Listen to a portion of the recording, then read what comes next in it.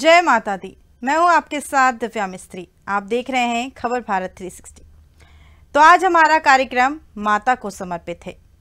हिंदू मान्यताओं के अनुसार हम 136 कोटि देवी देवताओं की पूजा करते हैं और सप्ताह के हर दिन का सभी भगवान के लिए एक महत्व होता है। सभी भगवान की पूजा करते हैं। वहीं माता के 9 दिनों के बारे में तो सभी जानते हैं, लेकिन क्या आप जानते हैं कि माता को साल में 4 बार पूजा जाता है, यानी कि माता की नवरात्रि 4 बार मनाई जाती है। बता दूं कि चारों नवरात्रों के अलग अलग महत्व है और अलग पूजा। हिंदू कैलेंडर के हिसाब से सबसे पहले चैत्र मास में 9 दिन चैत्र नवरात्र की होते हैं। उसके 3 माह बाद आषाढ़ में गुप्त नवरात्रे आते हैं। उसके 3 माह बाद शारदीय नवरात्रे और फिर अंत में गुप्त नवरात्रे माघ मास में आते हैं। साल भर में मनाई जाने वाली 4 नवरात्रि पर्व ऋतुओं के बदलाव पर आते हैं। साल में 2 बार गुप्त नवरात्रि आती है, पहली माघ मास के शुक्ल पक्ष में और दूसरी आषाढ़ शुक्ल पक्ष में। अश्विन और चैत्र महीने में प्रमुख नवरात्रि आती है। माघ और आषाढ़ मास में मनाई जाने वाली नवरात्रि को गुप्त नवरात्रि कहते हैं। गुप्त नवरात्रि के नाम से ही स्पष्ट है कि इसमें मां दुर्गा की गुप्त तरीके से पूजा की जाती है। मां दुर्गा की आराधना के लिए नवरात्रि के 9 दिन सबसे शुभ माने जाते हैं।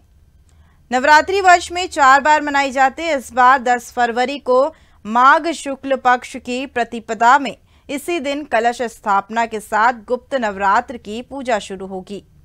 17 फरवरी को अष्ट दुर्गा अष्टमी की पूजा की जाएगी और 18 फरवरी को गुप्त नवरात्र का समापन हो जाएगा।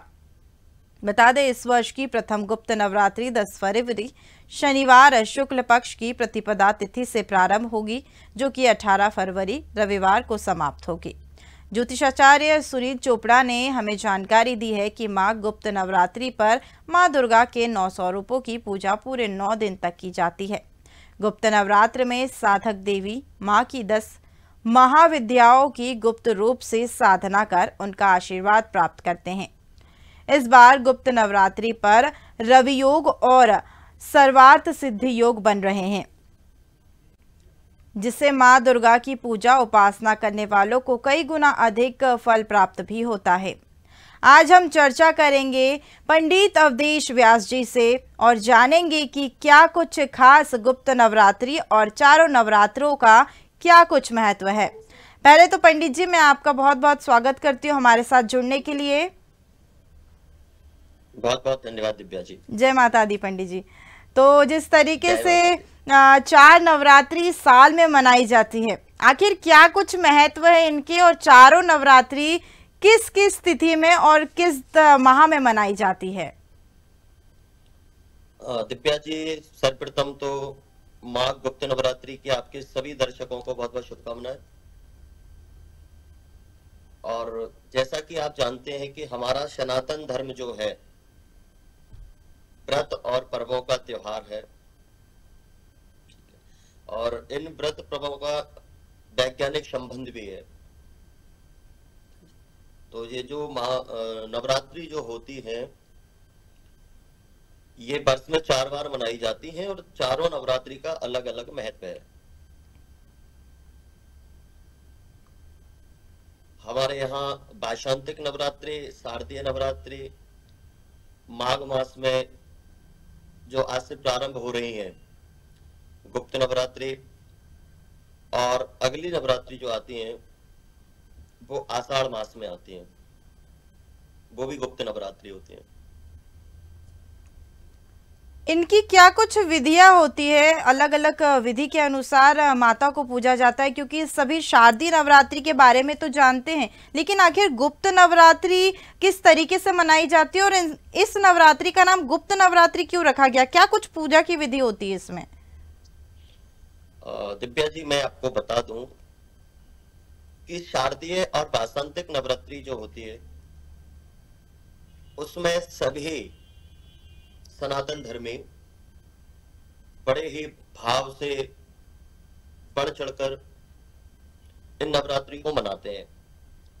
लेकिन गुप्त नवरात्रि का नाम गुप्त इसीलिए है, अगर हम गुप्त शब्द को समझें तो गोपनीय होता है। जी। गुप्त नवरात्रि में जो माँ के विशेष साधक हैं, जो माँ को मनाते हैं, सिद्धि करते हैं, तो वो गुप्त रूप से करते हैं। और गुप्त नवरात्रि का पूजन का फल तभी हमें मिलेगा जितना हम अधिक पूजन को गोपनीय रखेंगे, उतना ही फल जो है हमें अधिक मिलेगा। अगर हम बात करें गुप्त नवरात्रि में, तो 10 महाविद्याओं का पूजन किया जाता है, जिसमें हमारी माँ काली, तारा, छिन्नमस्ता, षोडशी, भुवनेश्वरी, त्रिपुर सुंदरी, धूमावती, बगलामुखी, मातंगी और माँ कमला की पूजा की जाती है। इनके विषय में, इनकी उत्पत्ति की देवी भागवत में कथा मिलती है कि जब माँ सती भगवान शंकर के साथ कैलाश पर निवास करती थी, तो एक बार भगवान शंकर को नीचा दिखाने के लिए दक्ष ने यज्ञ का आयोजन किया। भगवान शंकर को वहां नहीं बुलाया, लेकिन मां सती हट करने लगी। सती ने कहा मैं तो जाऊंगी, तो भगवान शंकर रुष्ट हो गए। भगवान शंकर ने कहा कि बिना पति के आपको नहीं जाना चाहिए, लेकिन मां सती नहीं मानी। तो भगवान शंकर को अपना रुद्र रूप दिखाने के लिए सबसे पहला रूप जो है मां काली का धारण किया। अब जैसे ही मां काली को भगवान शंकर ने देखा, रौद्र रूप में देखा, तो भगवान शंकर कैलाश से उठकर 10 दिशाओं में इधर उधर भागने लगे। तो जो भगवान शंकर को मनाने के लिए मां सती ने जो 10 रूप धारण किए, वही मां 10 विद्याएं। अवधेश जी, आपने माँ के 10 रूपों के बारे में तो हमें बता दिया, लेकिन ये जो गुप्त नवरात्रि है, जैसे शारदीय नवरात्रि में हम जहाँ भी मूर्ति विराजमान होती है, लोगों के द्वारा विराजित की जाती है, वहाँ जाके आरती में शामिल होते, प्रसादी ग्रहण करते, लेकिन गुप्त नवरात्रि में ना तो मूर्तियों का कुछ ऐसे विराजमान कुछ होता है और ना ही कुछ होता है। तो इस नवरात्रि में कैसे जो महिलाएं हैं या जो पुरुष है वो माता की पूजा कैसे करनी चाहिए, मंदिरों में जाके किस तरीके से माँ को पूजना चाहिए और गुप्त कैसे रखना है इस पूजा को? जी, जैसा कि मैं आपको बता दूं कि शारदीय और वासंतिक नवरात्रि में माँ के मूर्ति रूप में पूजन होती है, लेकिन गुप्त नवरात्रि में सिर्फ घट स्थापना की जाती है। हम घट स्थापना अपने घर में कर सकते हैं। माँ के नवायण मंत्र का ओम ह्रीं क्लीं चामुंडाय विच्चे, इस मंत्र का अधिक से अधिक मात्रा में, संख्या में जप कर सकते हैं। देवी भागवत का पाठ कर सकते हैं, दुर्गा सप्तशती का पाठ कर सकते हैं।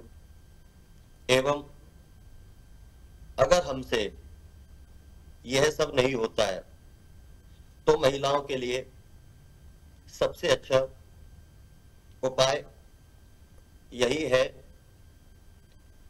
कि नवरात्रि के 9 दिनों तक हमें अपने घर में श्री रामचरितमानस का पाठ करना चाहिए। इससे भी माँ बड़ी प्रसन्न होती है। माँ को प्रसन्न करने के लिए रामचरितमानस को पढ़ना चाहिए, ये तो कुछ खास ही आपसे सुनने को मिला है। तो इसका पाठ कैसे करना चाहिए? क्या इसमें कोई व्रत वगैरह रखकर पाठ करना होगा? देखिए दिव्या जी, सबसे बड़ी बात होती है व्रत होना चाहिए विचारों का। हम आज की इस भौतिकता में अन्न का व्रत तो कर लेते हैं, लेकिन विचारों का व्रत नहीं करते हैं।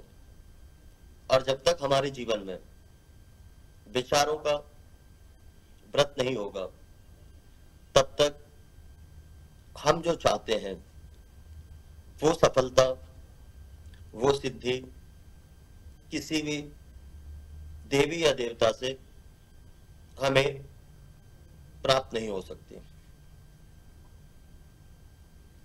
अवधेश जी, मैं तो एक चीज सबसे और पहले तो पूछूंगी कि चारों नवरात्रि में कुछ खास महत्व है चारों नवरात्रि में, क्योंकि सबसे ज्यादा लोग जो है शारदीय नवरात्रि में अपना सहयोग और शारदीय नवरात्रि को मनाते हैं। गुप्त नवरात्रि हो, आषाढ़ मास की नवरात्रि हो, तो इन नवरात्रियों को लोग ज्यादातर ना जानते हैं इसके बारे में और ना ही मनाते हैं। तो किस नवरात्रि में ज्यादातर लोगों को मनाना चाहिए और सहयोग करना चाहिए और माता के लिए पूजा विधि करनी चाहिए? देखिए, हमारे सनातन धर्म में अलग अलग मत हैं। जी। जैसे जो भगवान विष्णु को मानते हैं, भगवान राम को मानते हैं, वो वैष्णव कहलाते हैं। एवं जो भगवान शंकर को अपना आराध्य मानते हैं, वो शैव कहलाते हैं। एवं जो देवी को अपना इष्ट मानते हैं, वो शाक्य कहलाते हैं। तो शारदीय और वाशांतिक नवरात्रि जो है, वैष्णव हो, शैव हो, शाक्त हो, एवं सभी सनातन धर्मी बड़ी धूमधाम से मनाते हैं।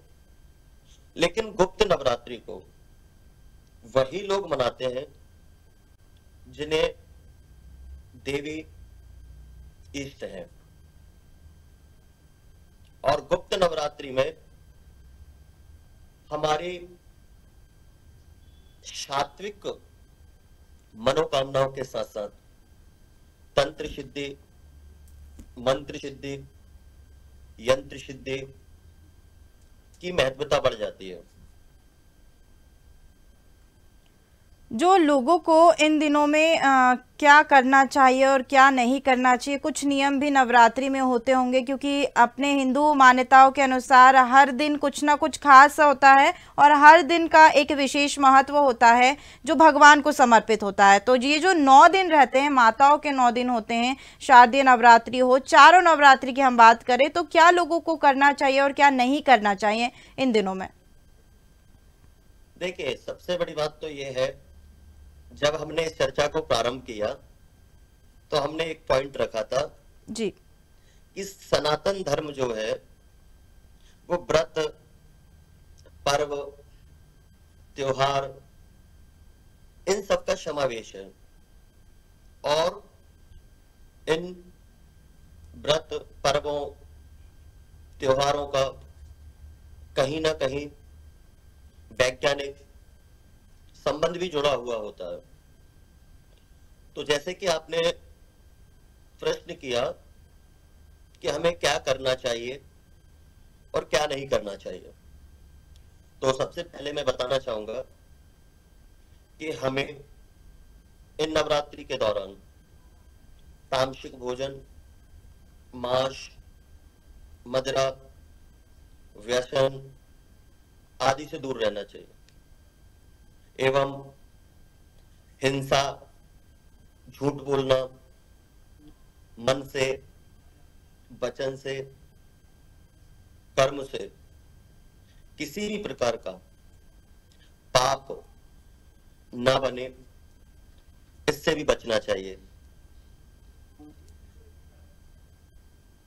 और हो सके तो हमें नवरात्रि के दौरान व्रत करना चाहिए। अगर हमारी सामर्थ्य, शरीर में शक्ति नहीं है, तो हम एक समय भोजन कर सकते हैं। और अब हम बात करें कि हमें क्या करना चाहिए। तो इन 9 दिनों में हमें देवी की आराधना करनी चाहिए। सुबह शाम अगर हो सके तो एक एक माला नवार्ण मंत्र की माला करनी चाहिए, रामचरितमानस का पाठ करना चाहिए, दुर्गा चालीसा का पाठ करना चाहिए, दुर्गा सप्तशती का पाठ करना चाहिए, देवी भागवत का पाठ करना चाहिए। अगर पास में कहीं मंदिर है तो हमें नियमित जाकर दर्शन करना चाहिए। पंडित जी, अगर एक जैसे सवाल मेरे मन में आया है आपके जवाबों से ही कि रामचरितमानस का जो आपने जिक्र किया है, तो ये रामचरितमानस पढ़ने से आखिर जीवन में क्या लाभ होता है और इसका क्या समय होता है कि इसको इस समय ही पढ़ना चाहिए? आपने बहुत अच्छी बात यहाँ पर की है दिव्या जी। मैं आपको बता दूं कि रामचरितमानस जो है हमारे जीवन की आदर्श आचार संहिता है। हमें क्या करना चाहिए, कैसे अपना जीवन जीना चाहिए, इसके लिए हमें रामचरितमानस जरूर पढ़ना चाहिए।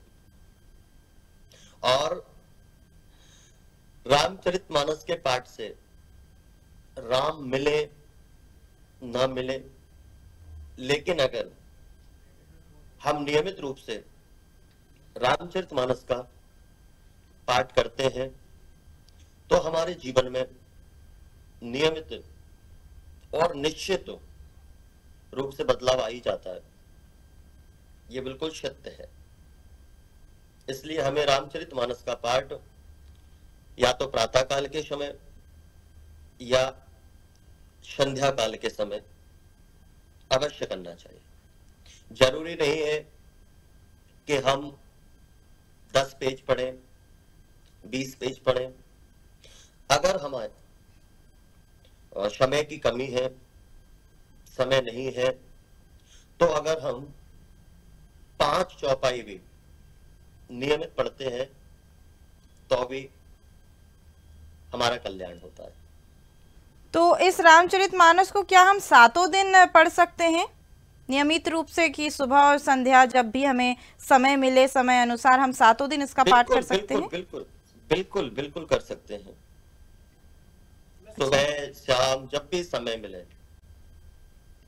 क्योंकि गोस्वामी तुलसीदास जी ने रामचरितमानस में ही लिखा है, भाई कुभाई अलख आलसौ नाम जपत मंगल दिशि दशौ।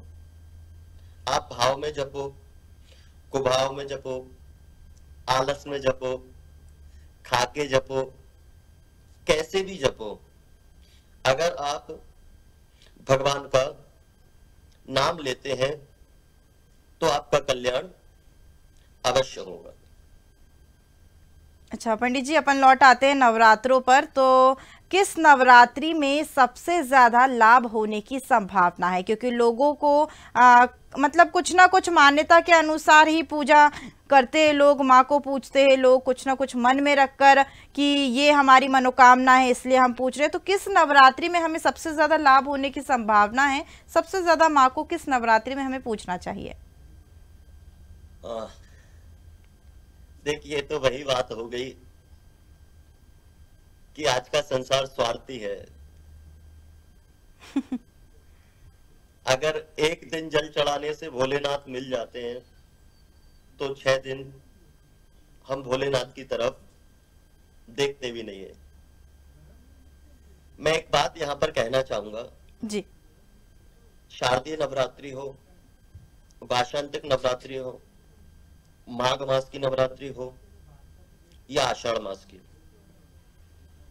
आप किसी भी देवी को मनाए ना मनाए, लेकिन आपके घर में जो देवी है वो चाहे कुल की देवी हो, माँ हो, बहन हो, पत्नी हो, एवं हमारे घर में किसी भी रूप से अगर कन्या है, स्त्री है, तो हमें सबसे पहले उनका सम्मान करना चाहिए, क्योंकि वेदों में कहा गया है